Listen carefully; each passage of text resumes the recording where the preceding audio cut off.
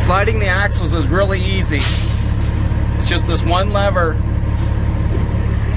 Flip it like that, and it locks the back axle. It releases the pins, and it raises the suspension. We'll hold that.